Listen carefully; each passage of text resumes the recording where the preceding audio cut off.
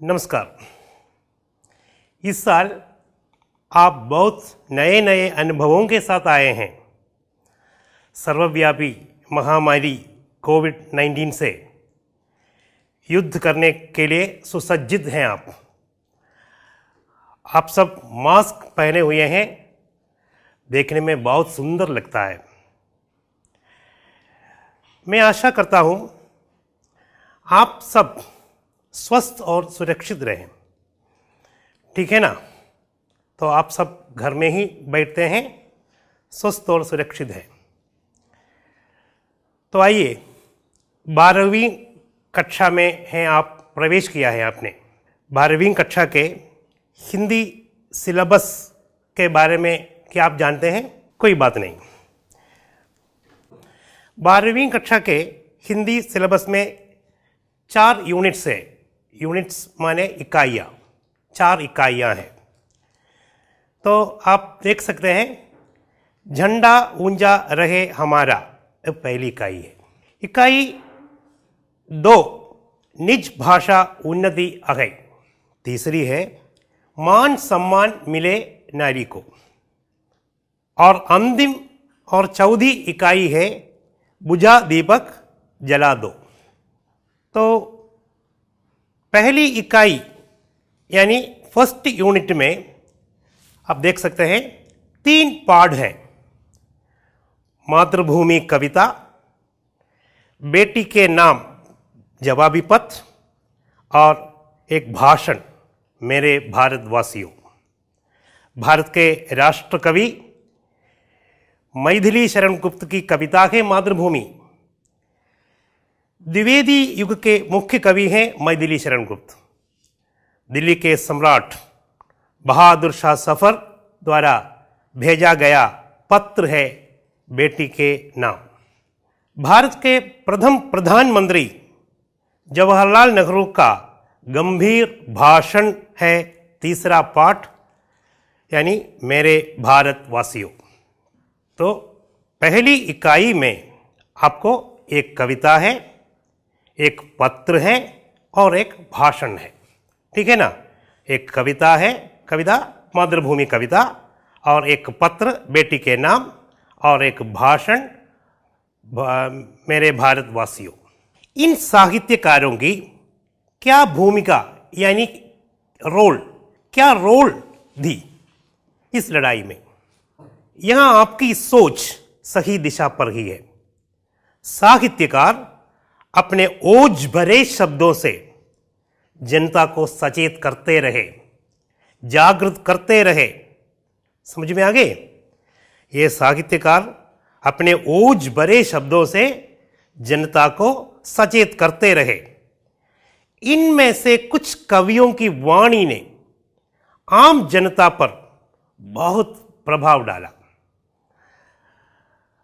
जनता अपना सब कुछ देश के लिए बलि देने के लिए तैयार हो गए। ऐसे कुछ साहित्यकार के नाम से क्या आप परिचित हैं? हाँ, ठीक है। मलयालम के वल्लतोल एस नारायण मेनोन, तमिल के सुब्रमण्य भारती, हिंदी के प्रेमचंद, नवीन, अब्दुल कलाम आज़ाद, बंकिम चंद्र चटर्जी, जवाहरलाल नेहरू, इन सबों के कठिन प्रयत्न का क्या फल निकला? इन सभी साहित्यकारों के कठिन प्रयत्न का क्या फल निकला, बताइए? हाँ, आज़ादी मिली, देश स्वतंत्र हो गया। बच्चों, कहने का मतलब या अर्थ यह है कि लाखों जाने अनजाने देश प्रेमियों के कठिन प्रयत्न और कुर्बानी का फल है आज की यह आज़ादी। उसे सुरक्षित रखना, कायम रखना हमारा धर्म है। प्यारे बच्चों, स्वतंत्रता संग्राम के बारे में आपने बहुत कुछ पढ़े हैं। आज हम ऐसी एक कविता का परिचय पाएंगे।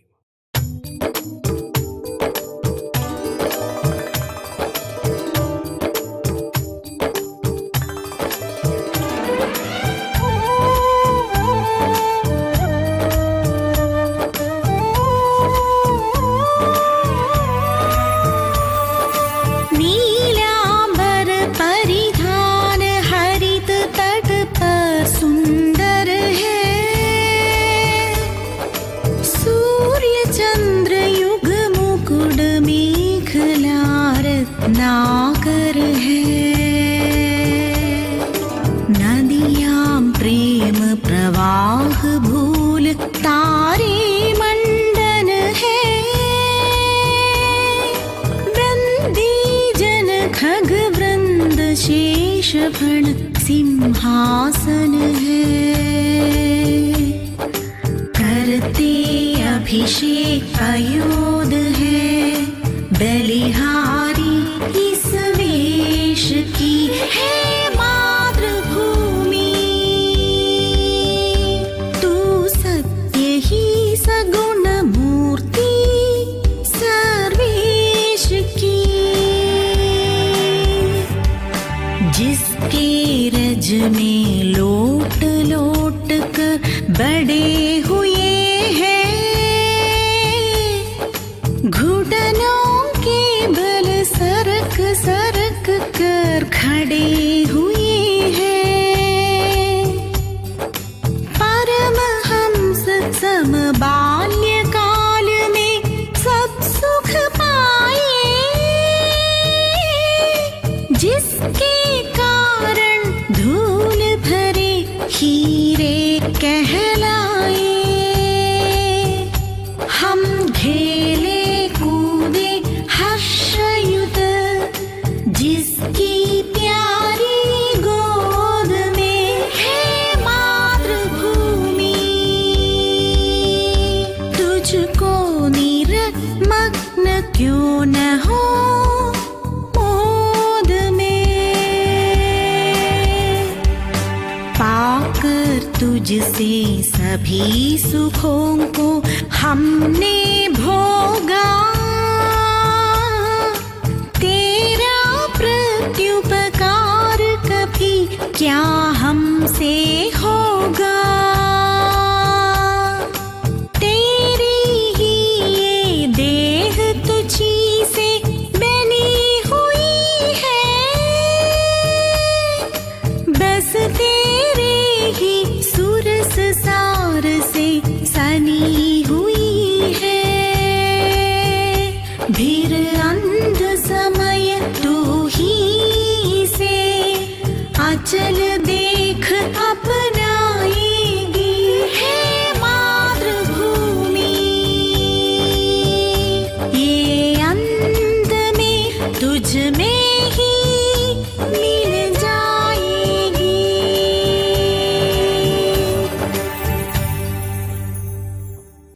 अब इस कविता की पहली 6 पंक्तियां ले ले। मातृभूमि नामक इस कविता की पहली 6 पंक्तियां ले ले। नीलांबर परिधान हरित तट पर सुंदर है, सूर्य चंद्र युग मुकुट, मेखला रत्नाकर है। नदियां प्रेम प्रवाह, फूल तारे मंडन है, बंदीजन खगवृंद, शेषभन सिंहासन, करते अभिषेक पयोद हैं, बलिहारी इस वेश की। हे मातृभूमि तू सत्य ही सगुण मूर्ति सर्वेश की। प्यारे बच्चों, मैं एक बार फिर उसे सुनाता हूं, आप सब मेरे साथ वाचन करें। नीलांबर परिधान हरित तट पर सुंदर है, नीलांबर परिधान हरित तट पर सुंदर है। सूर्य चंद्र युग मुकुट, सूर्य चंद्र युग मुकुट, मेखला रत्नाकर है। नदियां प्रेम प्रवाह, भूल तारे मंडन है। बंदीजन खगवृंद, बंदीजन खगवृंद, शेषभन सिंहासन, शेषभन सिंहासन, करते अभिषेक पयोद हैं, बलिहारी इस वेश की, बलिहारी इस वेश की। हे मातृभूमि तू सत्य ही सगुण मूर्ति सर्वेश की। इस कवितांश में कुछ अपरिचित शब्द जरूर हैं, उनका अर्थ ढूंढ लें। देखिए आप, परिधान वस्त्र, परिधान वस्त्र, मंडन आभूषण, खगवृंद पक्षीगण, खगवृंद पक्षीगण, खग पक्षी, वृंद समूह गण, शेष भन शेष नाग का भन। अब बच्चों, मैं आपसे कुछ सवाल पूछना चाहता हूं। आप तैयार हैं ना? घबराने की कोई बात नहीं। जवाबों पर हम चर्चा करेंगे। चर्चा करके हम सही उत्तर पर पहुंच जाएंगे। पहला सवाल यह है, नीले आकाश के लिए यहाँ प्रयुक्त शब्द कौन सा है? यहाँ हम एक शब्द का उपयोग किया है कविता में, उसका अर्थ है नीला आकाश। नीले आकाश के लिए यहाँ प्रयुक्त शब्द कौन सा है? हाँ, सही है, नीलांबर। ठीक ही कहा, नीलांबर।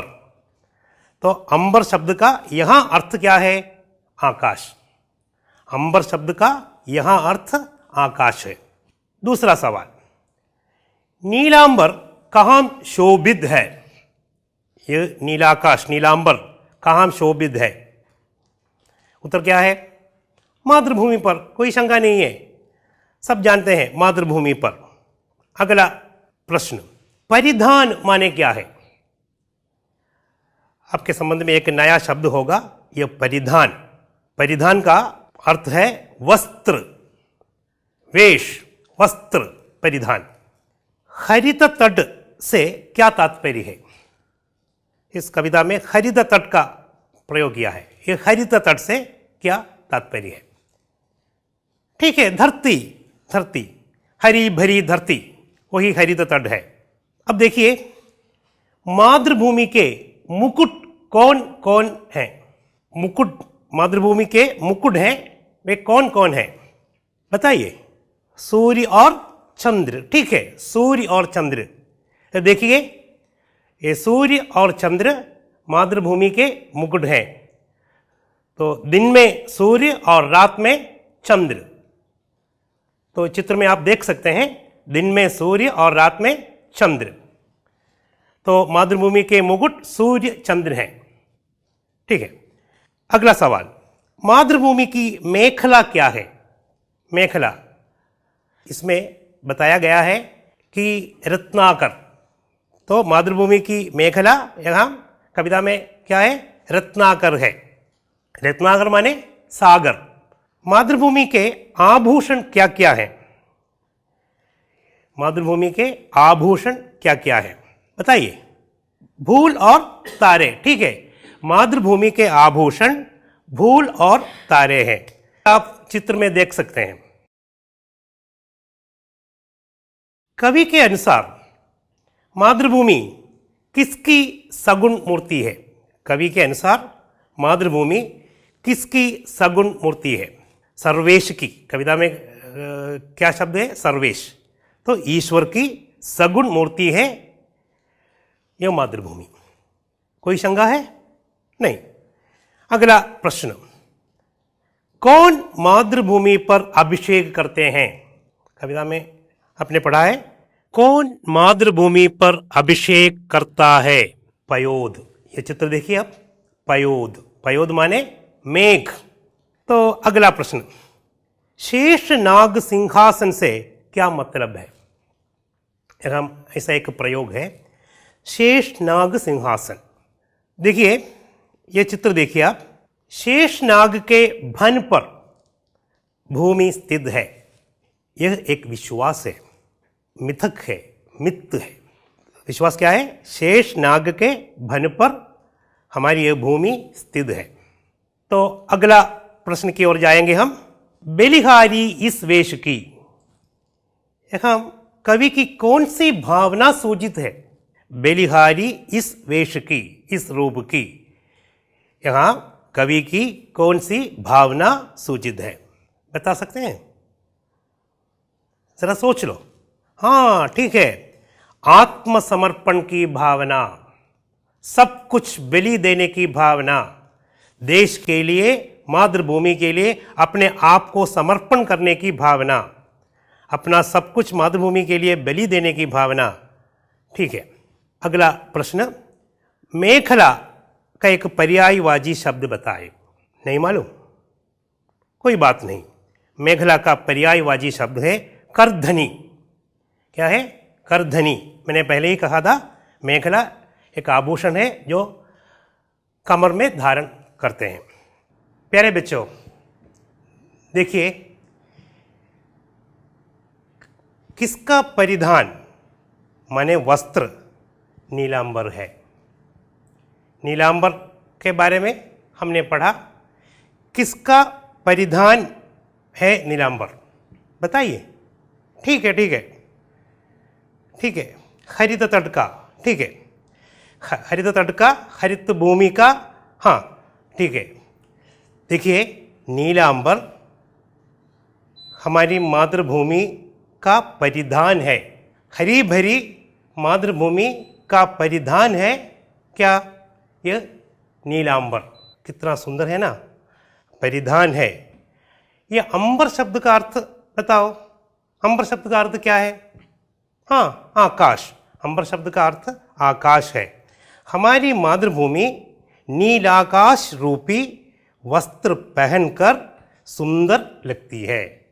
तो हमारी मातृभूमि नीलाकाश रूपी वस्त्र पहनकर सुंदर लगती है। समझ गए? तो मैं अगला सवाल पूछना चाहता हूं। मातृभूमि के मुकुट के बारे में इस कविता में कहें तो मातृभूमि के मुकुट क्या क्या है? जरा सोचिए, मातृभूमि के मुकुट क्या क्या है? बोलिए। हाँ, सूर्य, हाँ चंद्र। सूर्य और चंद्र मातृभूमि के मुकुट मानते हैं। कौन मानते हैं? कवि मानते हैं। तो क्या उनके मुकुट में ये दोनों हैं, सूर्य और चंद्र, दोनों की आवश्यकता है? जरा सोचिए, ये दोनों एक ही समय दोनों की आवश्यकता है? नहीं। ये मुकुट में दिन में मुकुट में कौन है बताइए? सूर्य है और रात को चंद्र है। तो दिन में सूर्य और रात को चंद्र ये मुकुट में विराजमान है। तो बताइए, ये मुकुट में सूर्य और चंद्र दिन और रात में स्थित है। तो उनके भारत भूमि के मुकुट में दिन और रात सूर्य और चंद्र हैं। तो बच्चे बताइए, मातृभूमि की मेखला, तो मेखला के बारे में पढ़ चुके हैं आप। मेखला माने करधनी, तो कमर में धारण करने वाला एक आभूषण। मातृभूमि की मेखला रत्नाकर है। मेखला क्या है? रत्नाकर है या सागर है।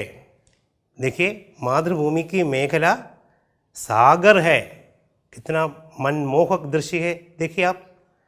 तो बच्चों, मातृभूमि की मेखला में क्या है? रत्नाकर है, सागर है। अब और एक प्रश्न पूछना चाहता हूं मैं। भारत की नदियों के बारे में कुछ सूचना कवि देते हैं। भारत की नदियां कैसी है? भारत की नदियों के बारे में इस कविता में सूचना है ना? सूचना है। तो भारत की नदियां कैसी है? कवि के अनुसार भारत की नदियां कैसी है? जरा सोच लीजिए।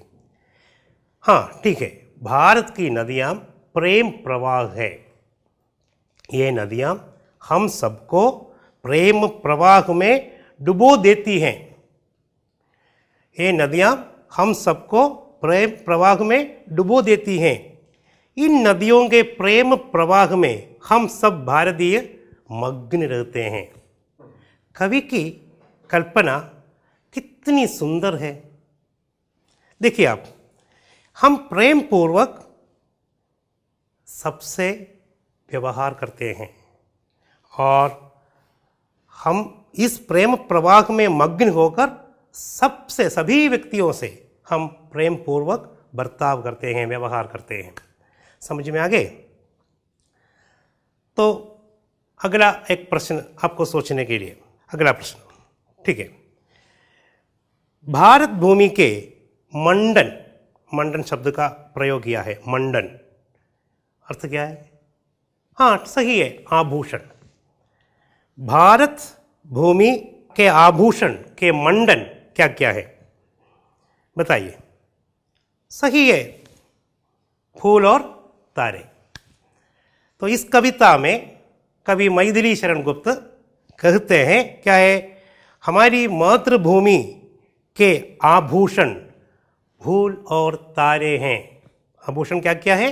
फूल और तारे हैं। इस स्वर्गतुल्य देश में कई तरह के फूल हैं। ये फूल और आकाश में चमकते तारे हमारी मातृभूमि के आभूषण हैं। अगला प्रश्न मैं पूछना चाहता हूँ, पक्षियों के बारे में कविता में कवि ने क्या कहा? पक्षियों के बारे में कुछ कहा है कवि ने, क्या कहा? हाँ, पक्षी बंदी जन है। ठीक है, बंदी जन है। ये बंदी जन माने क्या है? जरा सोच लो, बंदी जन माने क्या है? स्तुति गीत गाने वाला। ठीक है। खग माने पक्षी, खग वृंद यानी पक्षियों के समूह मातृभूमि का गुणगान करते रहते हैं। मातृभूमि का गुणगान करते रहते हैं, अर्थात वे हमेशा अपनी मातृभूमि की वंदना करते रहते हैं। कितनी उदात्त कल्पना है कवि की। प्यारे बच्चों, मातृभूमि कविता की, मैथिली शरण गुप्त की मातृभूमि कविता की पहली 6 पंक्तियों का प्रस्तुतिकरण मैंने किया। तो आपसे मेरा निवेदन है, आप घर बैठे बैठे इन 6 पंक्तियों का सारांश अपने शब्दों में लिखें और अपनी अध्यापिका को दिखाएं और अगले क्लास में स्व मूल्यांकन करके उसे ले आइए। सबको धन्यवाद।